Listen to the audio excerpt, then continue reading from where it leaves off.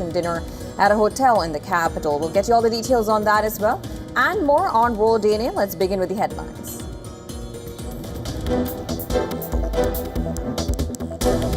Man accused of firing shots at Washington gala event charged with attempting to assassinate Trump also faces firearms charges and could receive life sentence if convicted. DC attorney says additional charges will be filed against him.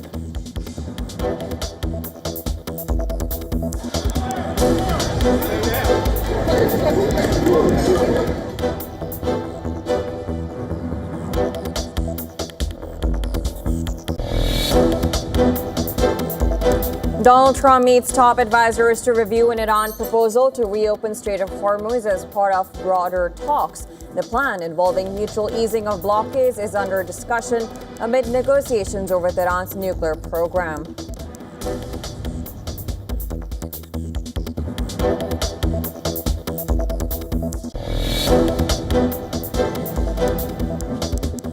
Lebanon says Israeli strikes in the south kill 4 people and injure 51, including children, despite a ceasefire with Hezbollah. At least 40 people killed since the truce began on April 17th.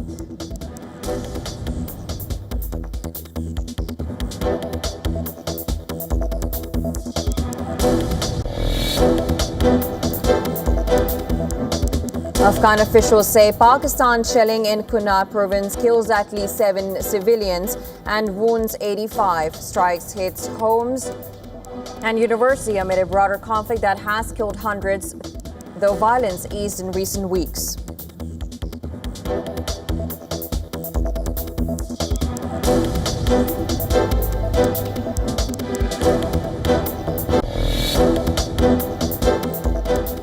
Mexican forces arrest CJNG commander Odias Flores, considered a possible successor to El Mencho. He was found hiding after security forces surround his location in Nayarit. Operation was carried out without firing any shots.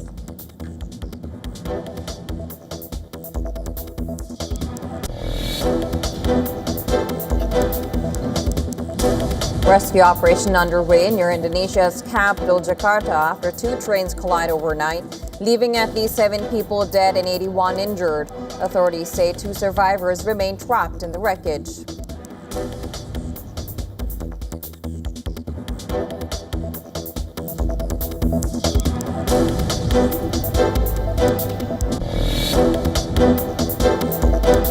A small passenger plane crashes near South Sudan's capital, Juba, killing all 14 people on board. The flight lost contact shortly after departure, with initial reports blaming poor weather and low visibility.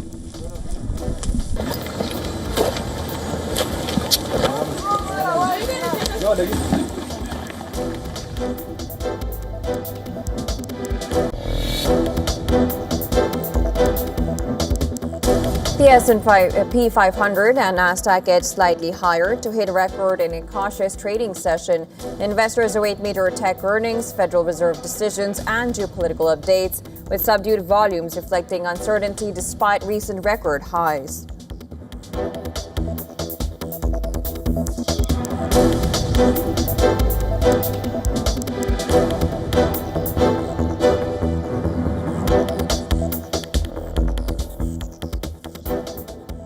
Well, President Donald Trump has discussed a new Iranian proposal on ending the war with his top national security aides.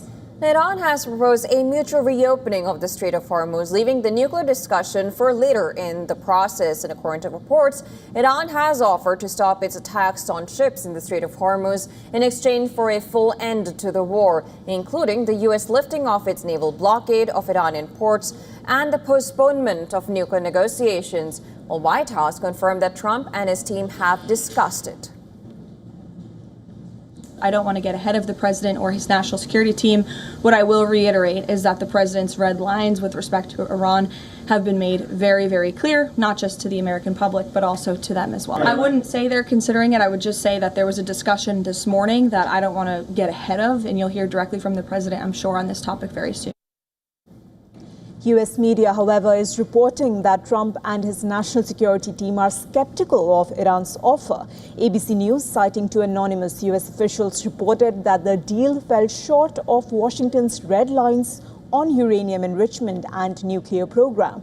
The Wall Street Journal, citing administration officials, suggested that the White House is likely to offer its response and even counter proposals in the coming days. The U.S. Secretary of State Marco Rubio said Iran's stance on the Strait of Hormuz did not meet American demands. He told Fox News, and I quote, "They cannot normalize, nor can we tolerate them trying to normalize, a system in which the Iranians decide who gets to use an international waterway and how much you have to pay them to use it." Well, the proposal presented by Iranian Foreign Minister Abbas Araghchi during his tour of the region and Pakistan over the weekend is designed to break the deadlock in the conflict.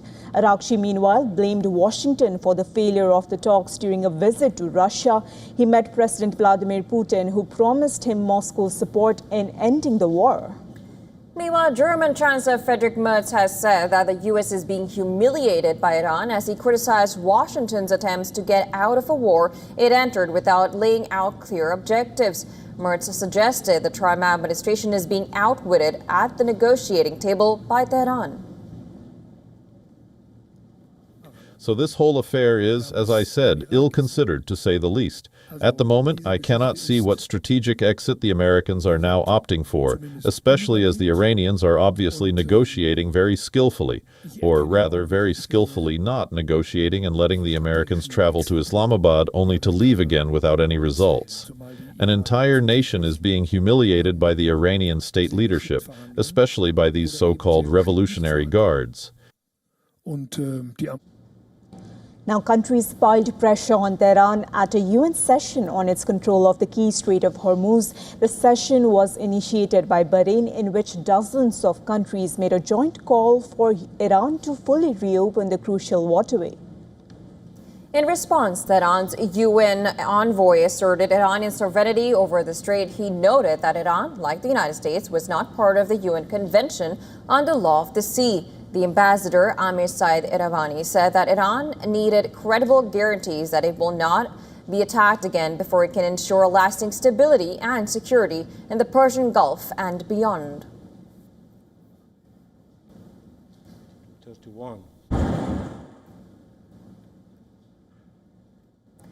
Now, the man accused of attempting to open fire at last weekend's White House Correspondents' Dinner has been charged in court with attempting to assassinate U.S. President Donald Trump.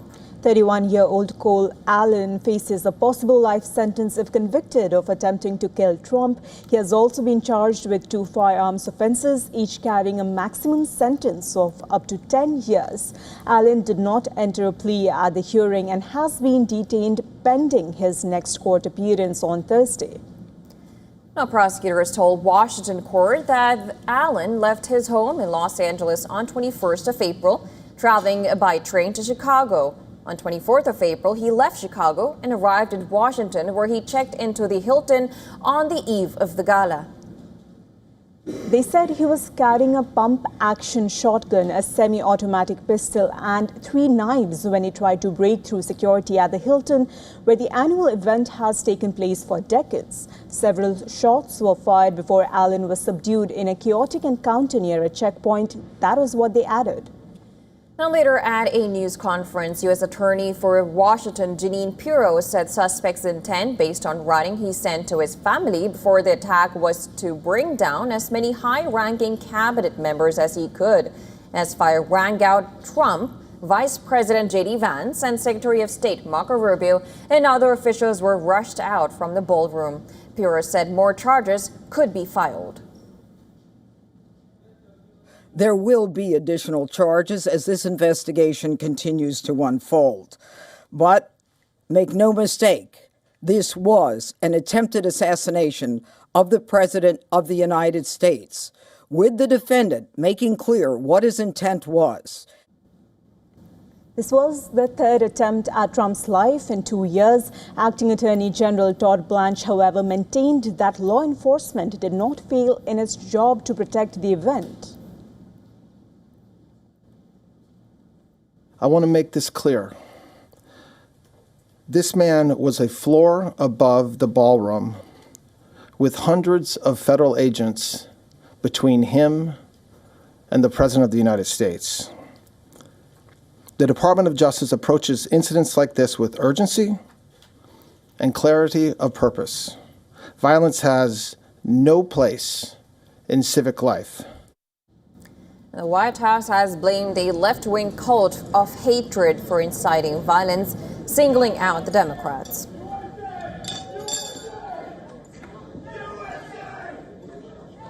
Those who constantly falsely label and slander the president as a fascist, as a threat to democracy, and compare him to Hitler to score political points are fueling this kind of violence.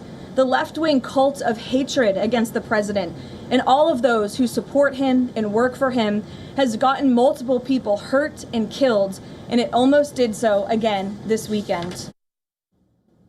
Britain's King Charles and Queen Camilla arrived for their highly anticipated state visit to the U.S., marking the first visit by a British monarch to U.S. in 2 decades. Well, Charles and Camilla touched down at Joint Base Andrews, where they were greeted by diplomatic, state and federal officials, as well as senior members of the British Embassy. The King, sporting a navy suit, and the Queen, wearing a pink dress, stood at the tarmac while a military band played the British and U.S. national anthems.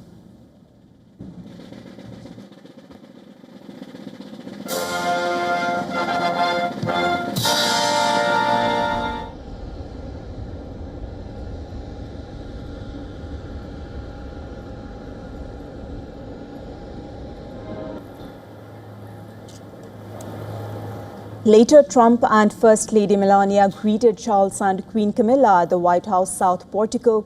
The state visit is intended to celebrate the U.S.'s 250th anniversary and the U.S.-UK special relationship. However, a shooting incident at the White House Correspondents' Dinner on Saturday had sparked a last-minute review of the visit. Well, Trump and Melania hosted the royal couple for afternoon tea at the White House and later gave them a tour of Beehive on the White House's carefully manicured South Lawn.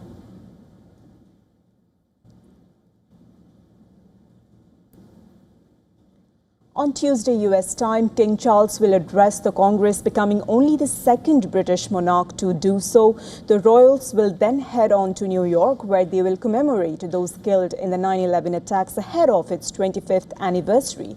The 4-day visit will conclude in Virginia, with the King meeting those involved in environmental conservation work. Now, the visit comes at a critical moment in transatlantic ties. Well, so far, the UK has refused to fully back U.S. action in Iran and the Strait of Hormuz, a move which has drawn sharp comments from Trump. The visit also comes amid the scandal around late U.S. sex offender Jeffrey Epstein. King Charles has faced a major crisis over the friendship that his brother, former Prince Andrew, had with Epstein, who died in prison in 2019.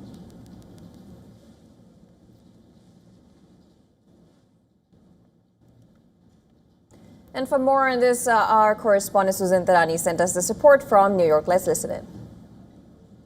Charles and Queen Camilla's state visit to the United States comes at a sensitive moment, with U.S.-UK ties under real strain after Britain refused to fully back the United States in the Strait of Hormuz and the Iran conflict, frustrating President Donald Trump. Despite this, King Charles is moving forward with what's being seen by some as a diplomatic reset. They were greeted by President Trump and First Lady Melania Trump at the White House, and the King will deliver a rare address to Congress, only the second time a British monarch has done so, that will focus on U.S.-UK alliance and America's 250th anniversary. He'll also head here to New York for some events, including a 9/11 memorial visit. He's also expected to visit Virginia, with additional symbolic stops possible before the trip ends. A timely visit. Can royal diplomacy stabilize a political fraught relationship that's become increasingly tense with Downing Street, despite the special relationship between the two countries and the history of friendship between now King Charles and now President Donald Trump? Susan Tarani reporting from New York for WION World is One. All right, we shift our focus to Africa, where two escalating crises have left both Mali and Somalia reeling. While Mali reels from deadly internal attacks, piracy has seen a resurgence off the coast of Somalia. In the latest Al-Qaeda-linked group, Jamaat Nusrat al-Islam wal-Muslimin reportedly claims the Mali army has surrendered to its fighters. In the Gao region of Mali, our next report tells you more about it.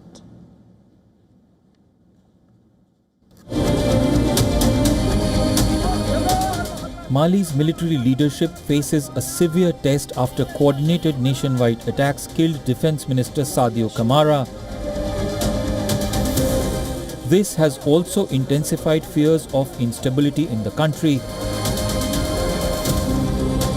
The violence has spread from the capital to the northern town of Kidal. Reports say rebels have seized the city.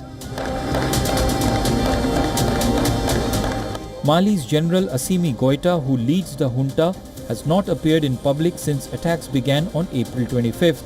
His absence is raising fresh questions about control within the government as security forces are struggling to respond. Despite ongoing military operations in parts of the country, the loss of the defense minister has weakened the administration at a critical time. Experts call this the most significant challenge to Mali's rulers in more than a decade. The junta government says a suicide attacker rammed an explosives-filled vehicle into Kamara's residence near Bamako. A gunfight broke out, leaving him severely wounded. He later succumbed to his injuries in hospital. The Mali government has declared 2 days of national mourning as tensions remain high across the country. Armed terrorist groups attempted attacks in several towns across the country. They were immediately met with strong resistance thanks to the professionalism and commitment of Malian armed forces. Several terrorists were neutralized and equipment destroyed. Sweep operations are ongoing. Mali has endured years of jihadist violence, but this wave of attack marks the worst crisis since the military takeover in 2020. Al-Qaeda-linked group Jamaat al-Nusrat al-Islam wal-Muslimin has claimed responsibility for most of the attacks. Mali's opposition has warned that the country is now in serious danger, while the United Nations has condemned the violence and called for coordinated international support. Across West Africa, there are growing demands for a united response against terrorism. All countries in the sub-region should come together to eradicate this scourge, terrorism, that is harming the region, harming Mali, and also harming collaboration. Besides Mali, separate threats are intensifying across different parts of the continent, more so in Nigeria and Somalia. Maritime agencies are reporting a spike in piracy off Somalia's coast after a cargo vessel was seized and redirected into territorial waters, marking the fourth such incident in the past week alone. The latest hijacking took place just 6 nautical miles off Somalia, while an oil tanker called Honor 25 remains under pirate control with a multinational crew on board, including an Indian citizen, Pakistani nationals and Indonesians. While in Nigeria, insurgency continues to plague the West African nation. Suspected Boko Haram terrorists stormed 2 villages in northeast Nigeria, killing at least 20 people. At least 12 people were killed and a church was allegedly burned down by suspected Islamic State terrorists following an attack on a Christian community in Adamawa state. The parallel crisis across the various parts of Africa underlying the widening pattern of instability across the continent. Bureau Report, WION World is One.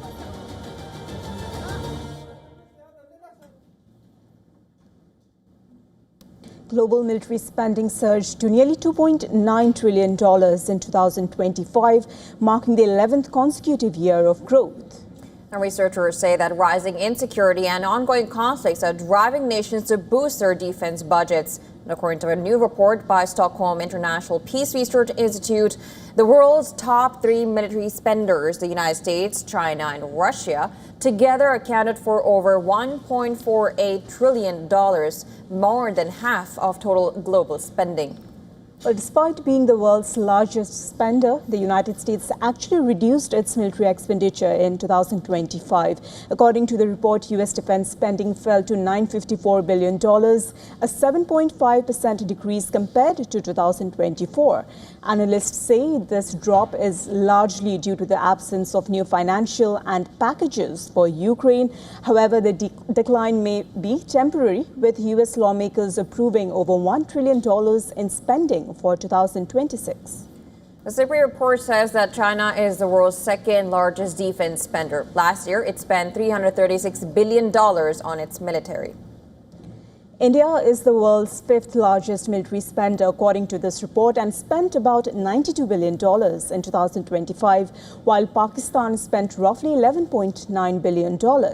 This means India is spending almost 8 times more than Pakistan. In 2024, India's military expenditure was $86.1 billion, while that of Pakistan's was $10.2 billion.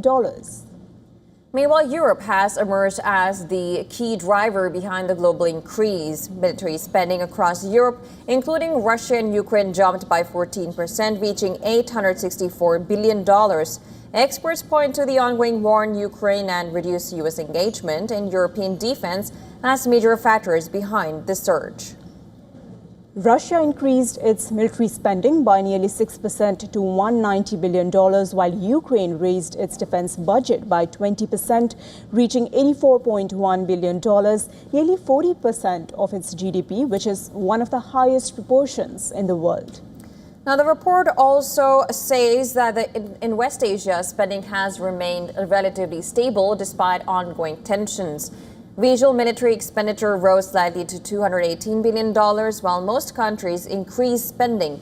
Both Israel and Iran recorded declines, largely due to reduced conflict intensity and economic pressures like inflation. Talking about Israel, it is the 11th largest spender on defense, spending $48.3 billion on its military last year. On the other hand, Iran spent roughly $7.4 billion in 2025. Now, experts say the rising global military burden reflects a world growing increasingly uncertain. The share of global GDP dedicated to military spending has now reached its highest level since 2009, highlighting what researchers describe as a widespread sense of insecurity shaping national priorities.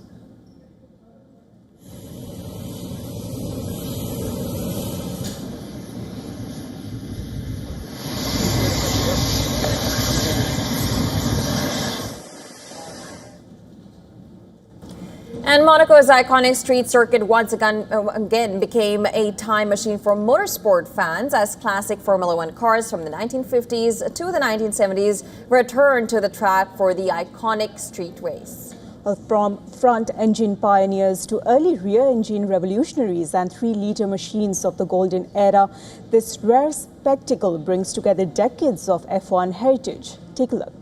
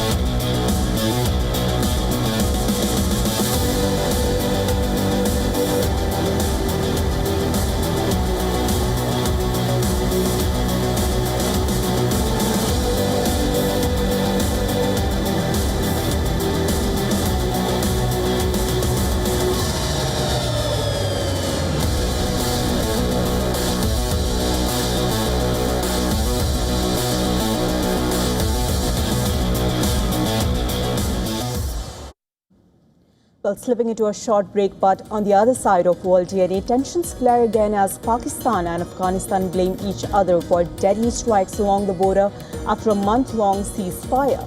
We get you more details on this. Stay tuned to WION World as well.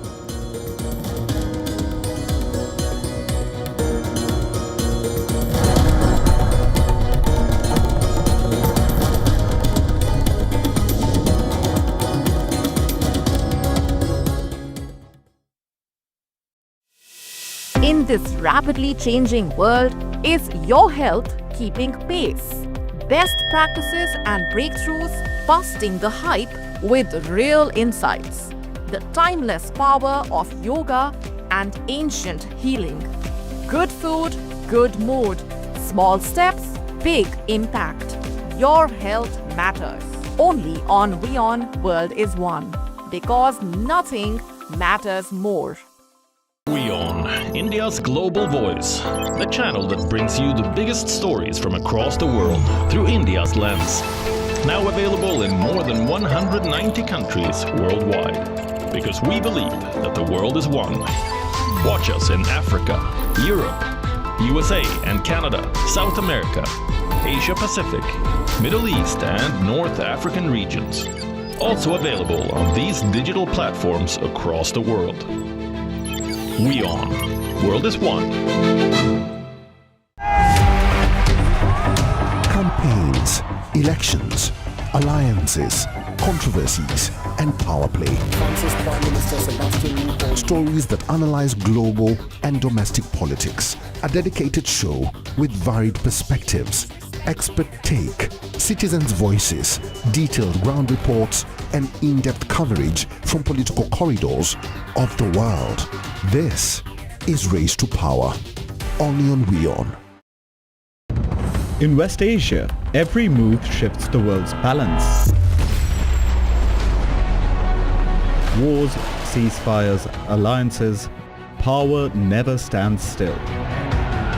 From Tehran to Tel Aviv, from Damascus to Doha, the West Asia Post cuts through the chaos to reveal the region that shapes the world.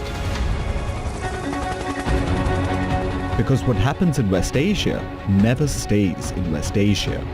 This is the West Asia Post, the region's story, the world's impact.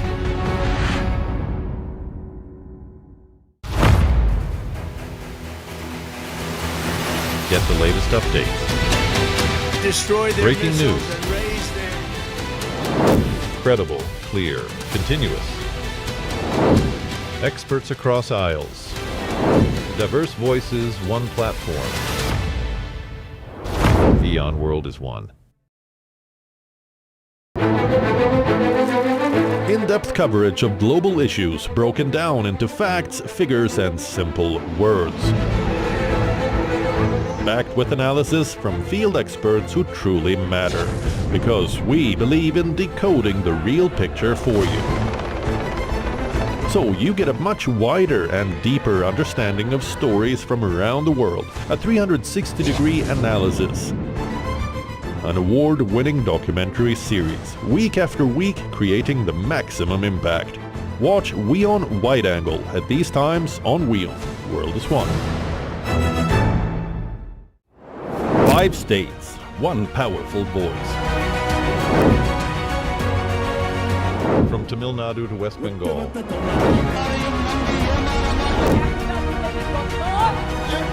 Kerala to Assam. Every vote shapes the future. Get the election pulse, only on WION.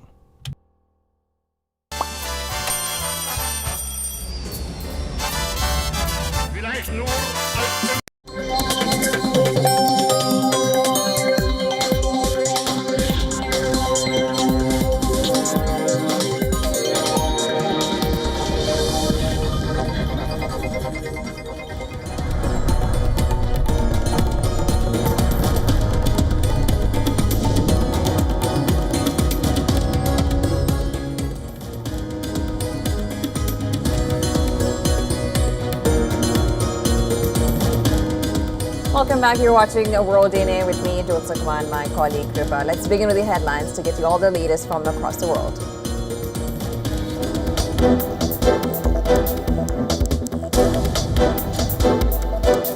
U.S. Treasury Secretary Scott Bessent claims Washington's blockade is draining Iran's oil sector, warning that production is starting to shut down and pumping could soon collapse, raising the risk of gasoline shortages.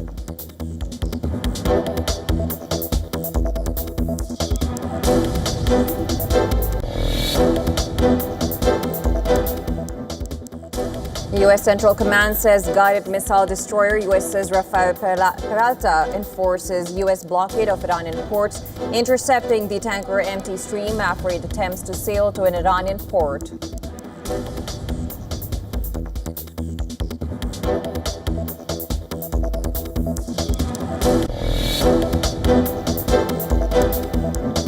U.S. Justice Department releases photos of weapons brought by suspect Cole Allen to Washington Gala event, including a shotgun, handgun, and multiple knives before being arrested in alleged attempt to assassinate Trump.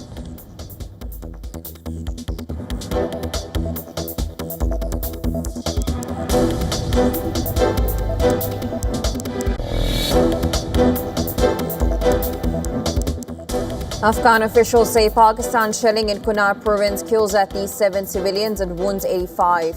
Strikes hits home and university amid a broader conflict that has killed hundreds, though violence eased in recent weeks.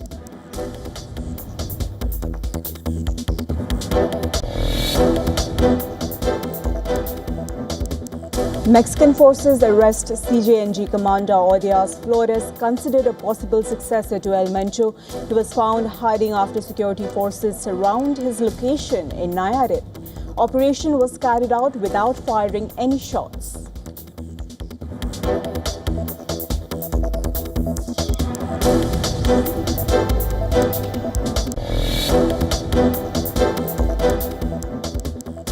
A small passenger plane crashes near South Sudan's capital, Juba, killing all 14 people on board. The flight lost contact shortly after departure, with initial reports blaming poor weather and low visibility.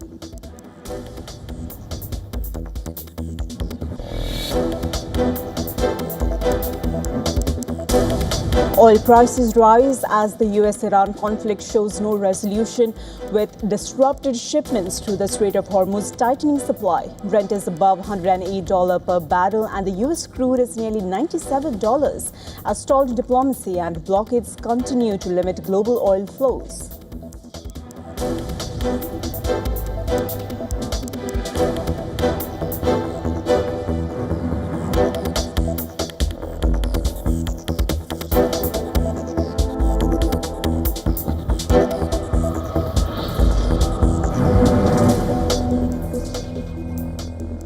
Now, after over a month of a fragile ceasefire, Pakistan and Afghanistan have once again accused one another of carrying out deadly attacks along the borders, sparking fears of a renewed conflict. Afghan officials say at least 7 civilians were killed and 85 others wounded after Pakistani mortars and rockets hit homes and a university in Asadabad, the capital of eastern Kunar province.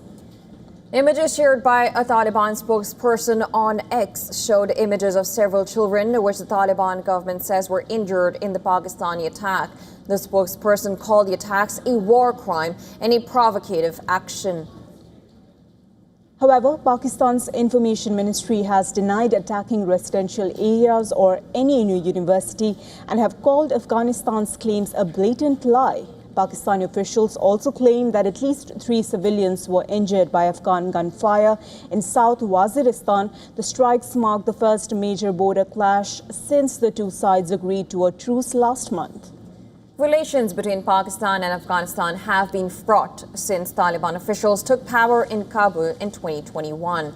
Islamabad accuses the Taliban government of sheltering militants like the TTP, which has waged a violent campaign against Pakistan for years. However, Afghan officials deny the charge and counter that Pakistan harbors hostile groups and does not respect its sovereignty. The border between the neighbors has remained largely closed since deadly cross-border violence in October froze bilateral trade.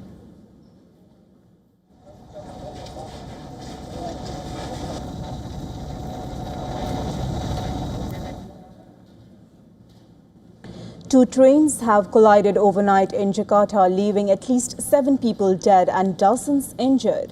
The collision took place in Bekasi rail station between a commuter line train and a long-distance train.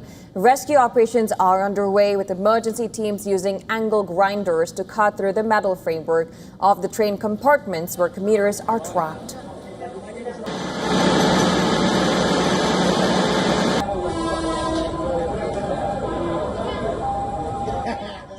The visuals on your screen show rescuers, medical personnel gathered in the station's parking lot, where dozens of ambulances are on standby following the collision.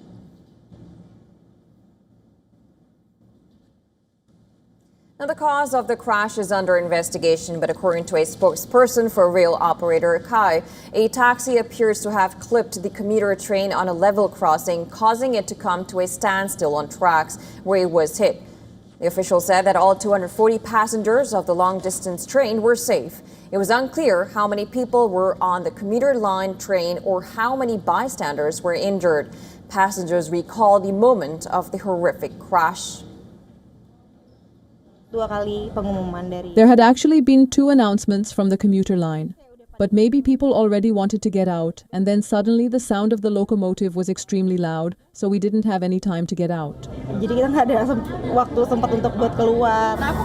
I was getting out of the train. Luckily, I was going out. When I was on a call with my husband, I said, "Please pick me up here at East Bekazi station because there's a problem in front of the train. It's stopping." I haven't even finished with the call and the trains collided. I was fortunately on the 5th car and not the women-only car at the end of the train. I initially wanted to be in there.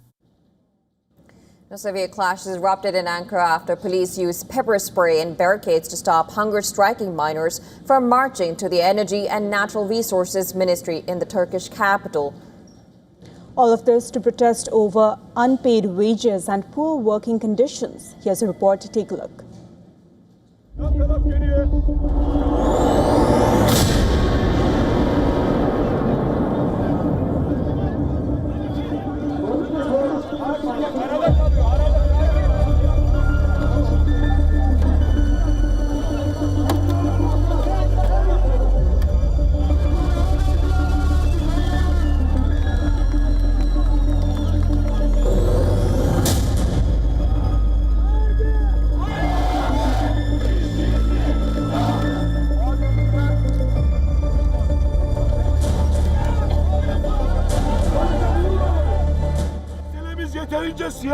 Our problem is political, very political indeed. It's an objection to the problem of justice and inequality in this society, to the dominance of the wealthy and their corporations, to their control over the country, and to their occupation of parliament and the judiciary. A new theatre of conflict is unfolding in the South China Sea. Philippines and US held joint military drills to counter China's aggressive maneuvers in the disputed waters. All Philippine and the U.S. forces conducted counter-landing drills, repelling a mock assault by using live fire against designated targets and intercepting threats. The display of advanced weapons capabilities and operational readiness was part of an annual Balikatan, or shoulder-to-shoulder exercises. The drills brought together forces from the Philippines, the United States, Australia, and New Zealand to rehearse coastal defense maneuvers and test their ability to work together to protect territorial waters. This year's counter-landing exercises featured systems such as HIMARS. The location of Palawan holds strategic value. It faces the South China Sea and lies opposite the Himalayan Island Group, a part of the Spratly Islands that Manila regards as part of its exclusive economic zone. Its proximity to the South China Sea makes it significant for controlling maritime traffic and resources. Palawan is crucial to the Philippines' energy security. This area is very important because, as we all know, Palawan is facing the West Philippine Sea, and it's just across the Himalayan Island Group, which of course we are defending as our exclusive economic zone and where we get our resources, food and energy resources. No? So it's really very important that we defend this territory of the Philippines. Now, China has previously criticized the joint military exercises conducted by the Philippines and its allies, saying they raise regional tensions. Just last week, China conducted military drills, including live-fire exercises in waters east of Philippine Luzon Island, which is closely to the Spratly Islands, a site of frequent maritime clashes. Manila and Beijing have been locked in a series of maritime confrontations in the South China Sea in recent years. which China claims almost entirely as its own despite a 2016 arbitral ruling that invalidated those claims. Now, South Korea's Navy and Marine Corps launched amphibious landing drills in the southeastern coastal city of Pohang. The exercises are set to last until April 30th, with some 3,200 troops reported to be involved. The units are joined for the first time by a New Zealand Army platoon as well as a team from the US 7th Fleet.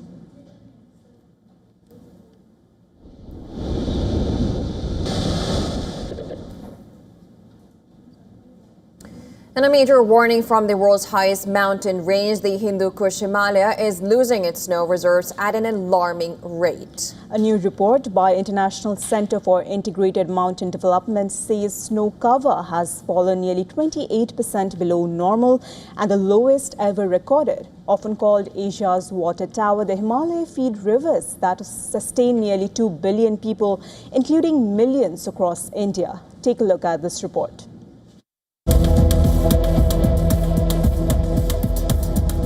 The snowcaps of the Hindu Kush Himalaya are shrinking, and with them a critical source of water for much of South Asia.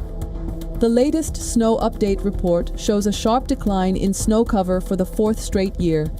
Scientists are raising alarm over systemic decline. Seasonal snow acts like a natural water bank. It stores water in winter and releases it slowly during the hot summer months. This meltwater feeds major river systems including the Ganga, Yamuna and Indus, which are lifelines for millions across the Indo-Gangetic plains. For India, this is where the threat turns real. These rivers irrigate crops, supply drinking water and support industries across northern states. Less snow means less water flow during peak summer, just when demand is at its highest. Glaciers like Gangotri are melting faster. Scientists warn of a double impact: short-term flood risks followed by long-term water scarcity. The impact could ripple through India's economy. Agriculture in the northern plains, especially water-intensive crops like paddy, depends heavily on this meltwater. A weakening flow could threaten food security and livelihoods of several farmers. The energy sector is also at risk. Nearly 80% of India's hydropower potential lies in the Himalayan region, and reduced water flow could impact electricity generation. Meanwhile, as surface water declines, dependence on groundwater is likely to rise. Experts warn this could trigger over-extraction and push water tables to the brink. What happens in the Himalayas does not stay in the Himalayas, from drinking water in cities, to irrigation in farms, to power in homes. The impact will be felt across India if Himalaya's snow cover continues to plunge.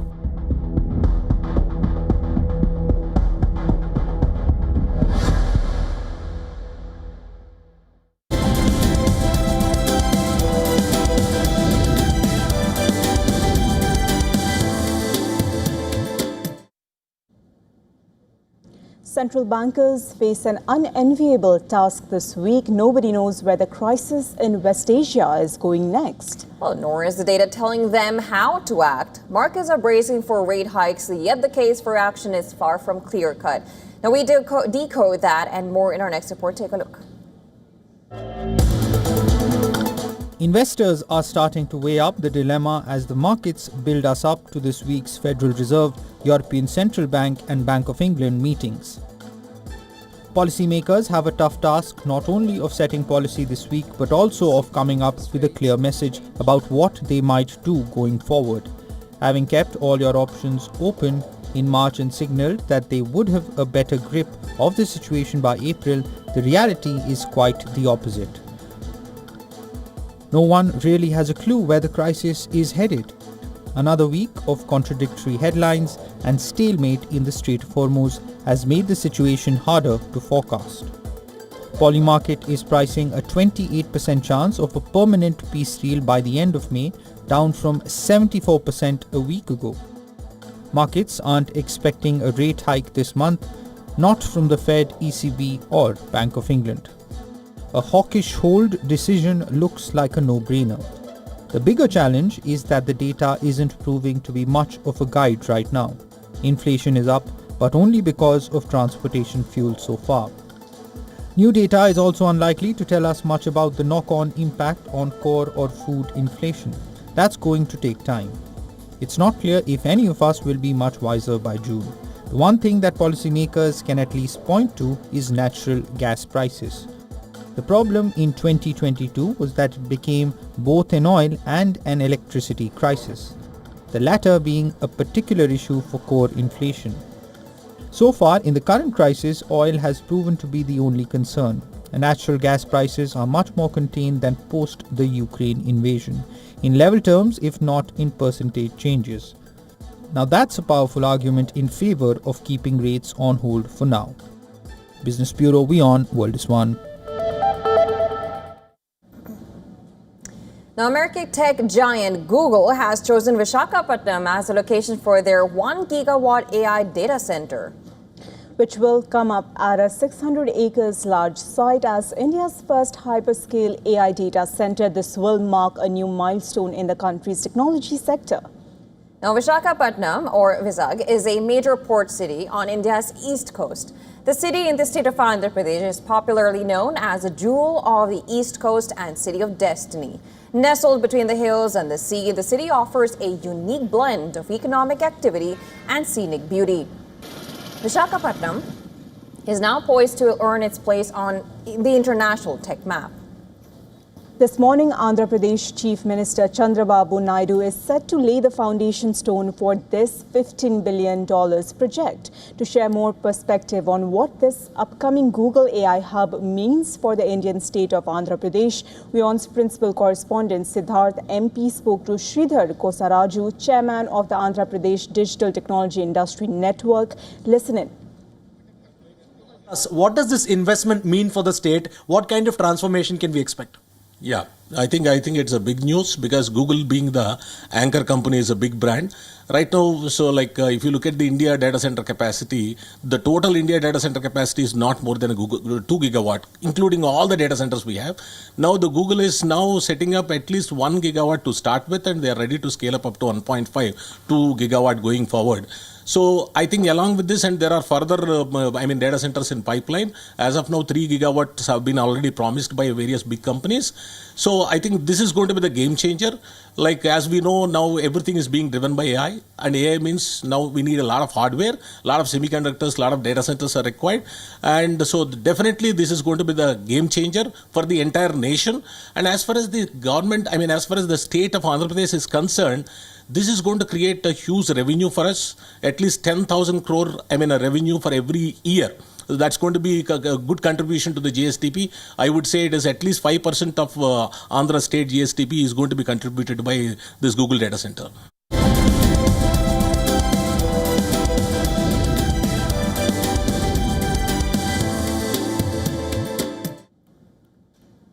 Tech giant Oracle has announced one of its largest job cuts in years, with an estimated 20,000 to 30,000 employees laid off globally this month. Now, this decision was communicated through early morning emails affecting staff across the U.S., India, Canada, and Latin America. The scale of the layoffs has triggered widespread debate, particularly as many long-serving and high-skilled employees were affected. A senior security professional who spent more than 3 decades at the company was among those laid off.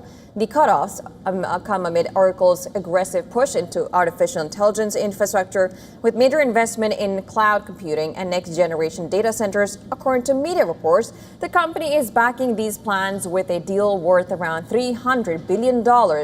However, the expansion has also increased financial pressure, with rising borrowing, higher capital spending, and reports of negative free cash flow.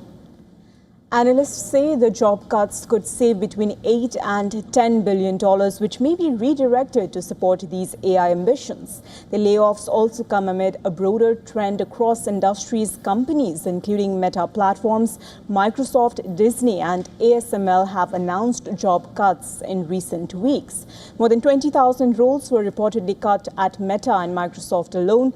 Analysts say the trend is not limited to loss-making firms, with even profitable companies reducing staff to restructure operations.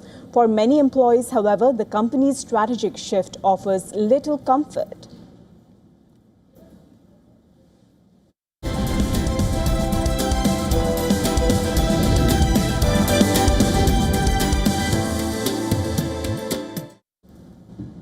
On sports, FIFA is set to increase the prize pot for this year's World Cup. The decision is reportedly set to be rubber-stamped during the FIFA Council meeting in Vancouver on Tuesday. Now, this year's 2026 FIFA World Cup was already set to have the biggest financial package in the tournament's history, a whopping $727 million in total distribution to be shared among 48 teams, including a record $50 million for the winners. Now, that marks a 50% increase from the 2022 tournament and offers a guaranteed minimum of $10.5 million per nation. But reports in February suggested several countries were unhappy with the share they were set to receive. They claimed the high costs of travel, operations and taxes in the United States in particular this summer could result in losses, even if their teams enjoy a successful tournament and reach the later stages. FIFA held discussions with multiple national football associations in recent weeks, where an increase in the prize pot was discussed. Well, this also comes amid reports that FIFA is projected to surpass $11 billion in revenue in the current four-year cycle from 2023 to 2026.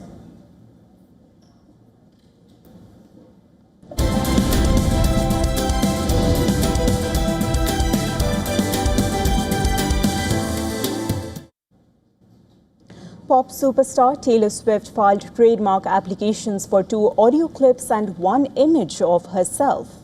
Now, trademark attorneys said that this is an attempt to protect her voice and likeness from deepfake videos and audio created by artificial intelligence. The applications were filed with the U.S. Patent and Trademark Office on April 24th and list Swift's trademark attorney Rights Management, which is the owner of the audio clips and image.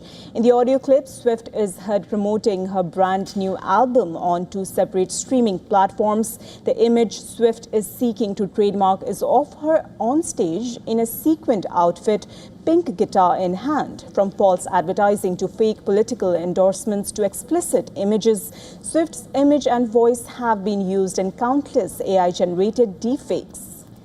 Now, the singer's trademark attorney said that the new applications are specifically designed to protect Taylor from threats posed by artificial intelligence, while existing right of publicity laws offer some protection against unauthorized use of a famous individual's likeness. Trademark filings can provide an additional layer of protection.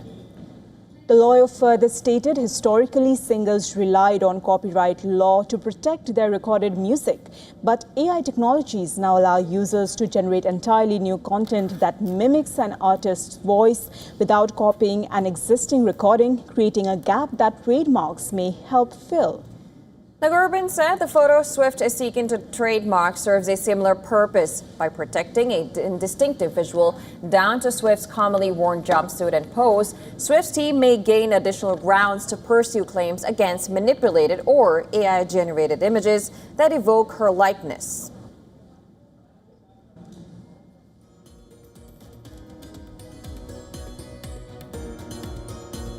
All right, with that, we call her up to World DNA for today. News and updates will follow on the other side. You're watching Beyond World is One. Do stay tuned.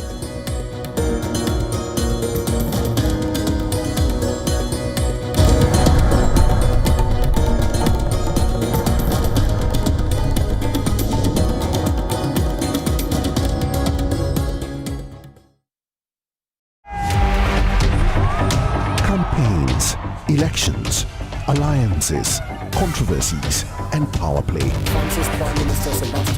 Stories that analyze global and domestic politics. A dedicated show with varied perspectives, expert take, citizens' voices, detailed ground reports and in-depth coverage from political corridors of the world. This is Race to Power, only on WION. Get the latest updates. Destroy their Breaking missiles news. and raise their... Credible, clear, continuous. Experts across aisles. Diverse voices, one platform. Beyond World is One. In West Asia, every move shifts the world's balance. Wars, ceasefires, alliances, power never stands still. From Tehran to Tel Aviv, from Damascus to Doha.